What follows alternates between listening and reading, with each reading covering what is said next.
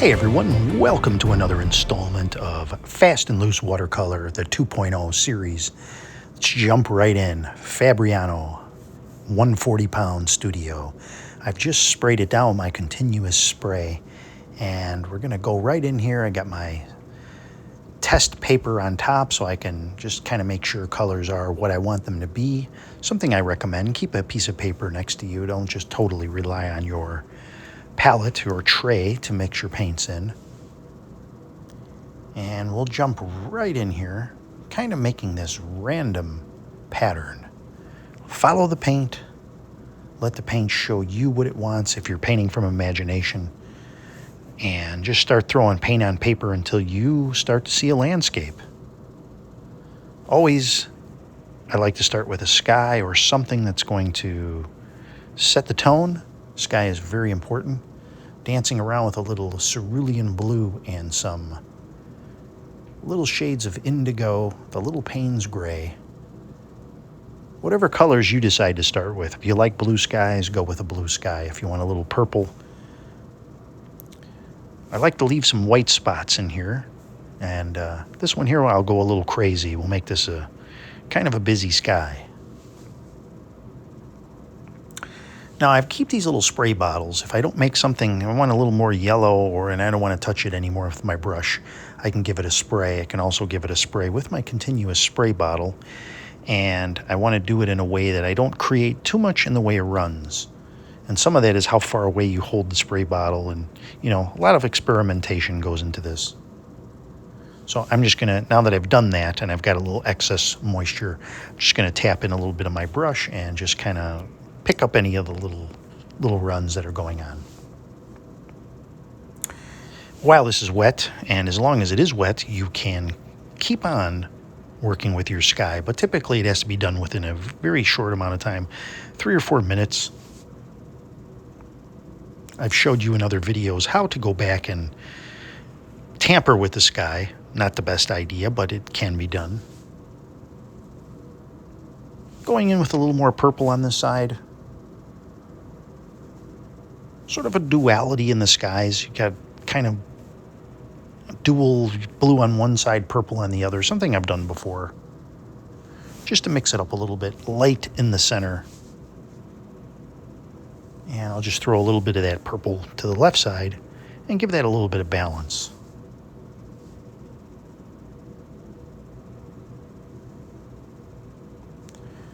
Just going in with the brush and dabbing a little here and there until I get something I say, hey, that looks pretty good. Taking a little out in the process. When you do these, listen to music that inspires you, listen to music that will pump you up or relax you. Whatever will set the tone.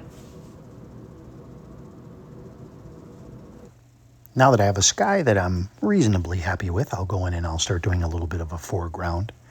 And anytime you do a sky like this and you start to put in a foreground, it starts to make the sky make sense.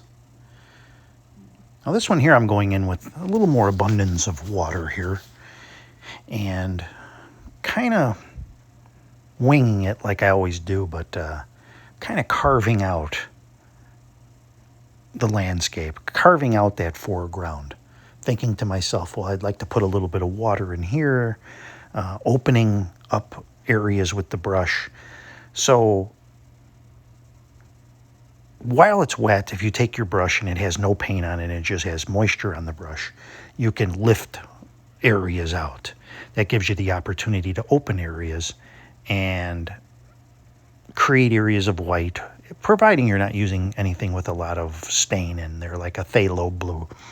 I'm using some different browns here.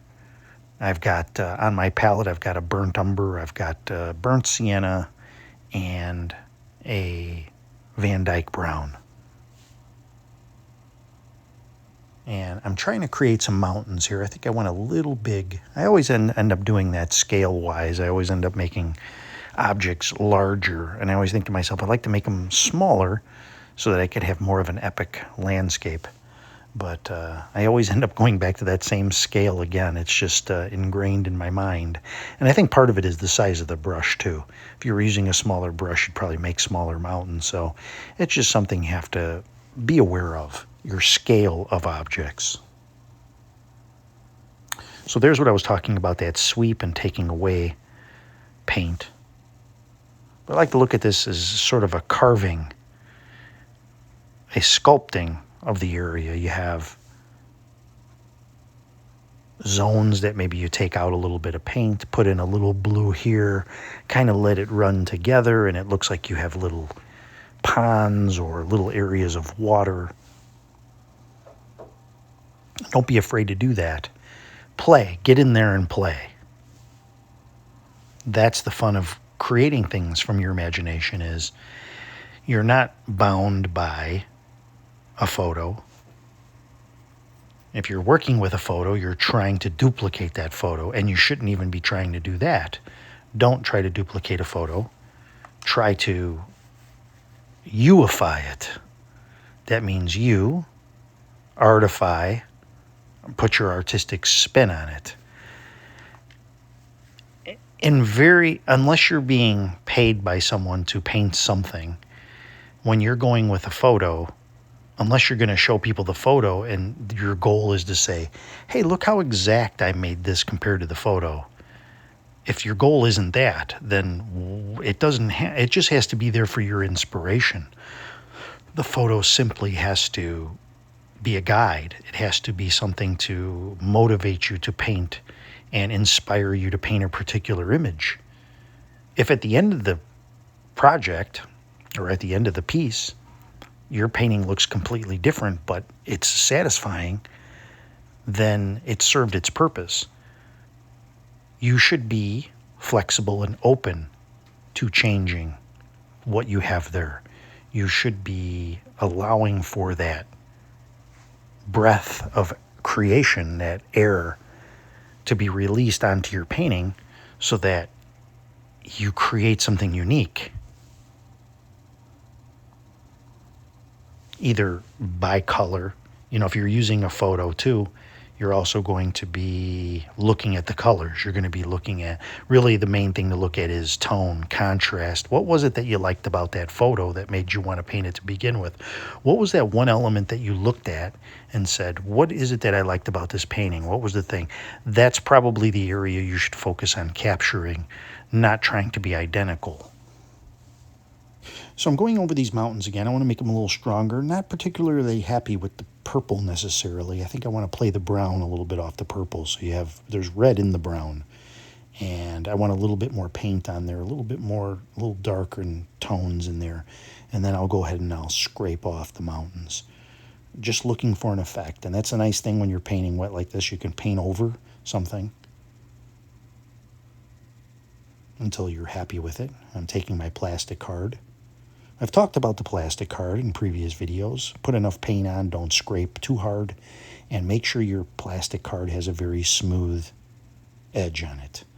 I like the loyalty cards that they give you at stores where you scan to get discounts and things, because those loyalty cards, they have rounded edges on them.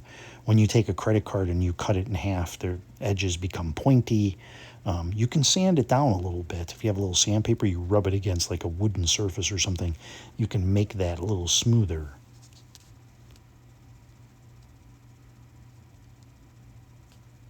And now if you look at these little mountains or hills, whatever you want to call them, you'll see I have the dark and the light, and then there's a couple of tones, a little brown, a little purple. It gives them just a little hint of realism while giving it a little bit of an artistic flair.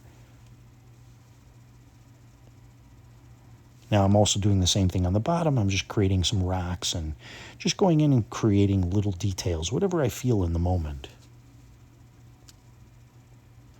A little bit of darkness to line the bottom of that. You can call it a shore or a bank. Okay, so now that I've got the kind of groundwork laid in, I think I'm going to put in a little foliage, a little tree here and there. Put it off to the side, kind of keep that middle open to where you're going to kind of guide in and have your focus generated into. Grab a little bit of the yellow and go over the top. I've said before, you can't really highlight things like you go from light to dark in watercolor, but you can go over the top and melt in like yellow over the top, and it does create some neat effects. Scratch in a little bit of branch work, which is always fun.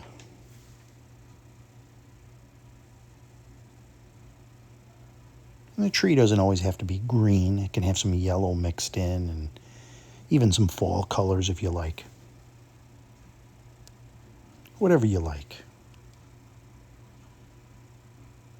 Just putting in some shadow colors here or some darker colors. So here as I'm painting, I am not happy with how the sky is drying. It just looks, you can see by looking at it there, it just doesn't look right. So I'm going to use something, and I don't want you to go looking for it right away on Amazon. This is something I call Sky Fix, Sky Repair. This is my bottle of white. I take Chinese white and I squirt some in there, maybe about an inch, half inch, and I fill the bottle up maybe 3/4 of the way with water, and I shake it. And I have a very milky, thin amount of Chinese white. I shake it up good, and then I spray it on the sky carefully. Don't want to go too crazy and have water running down, but I give it a spray, and it wets the sky, again, without running. I let that sit for a few seconds, and then I come in with a clean hockey brush, and I blend in what I have. Light touch here is needed without dragging too much of the paint around. And all of those sort of blotchy effects are now smoothed out. So that is what I call my own made-up product called Sky Fix. If you have a sky that's blotchy, it doesn't look right. I reach for a bottle of that, and I do a little blending. Now this will lighten your sky as well. It'll lighten things up a little bit, but that's okay. It's just a trick, but I think it's a fairly good one. Now you can see this sky. And now that it's wet, I've decided I want a little bit more blue in this area. So while I've got this sprayed with clean water, I'm just going to take a little bit more blue. And I'm going to add that to this section.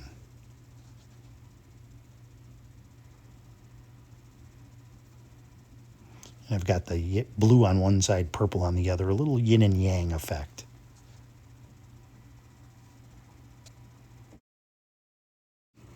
Well, so against my better judgment, I think I'm going to add a little dry brush here and probably a little bit of green, just to kind of offset, just to add a little color here.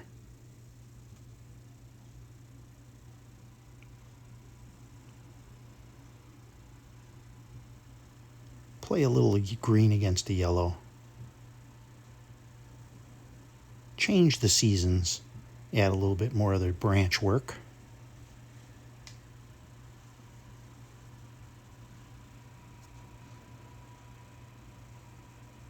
And do just a little bit over here to balance it out.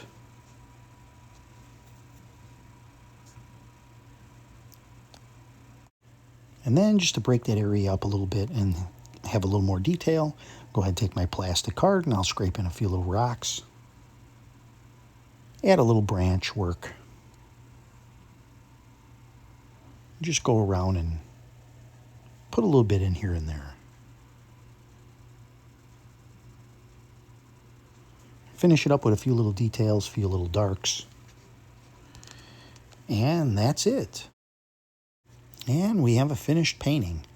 I'm going to go ahead and put the mat on there and pop in a couple birds with my Micron pen. Sign my painting. Put in a couple sticks here and there with the pen.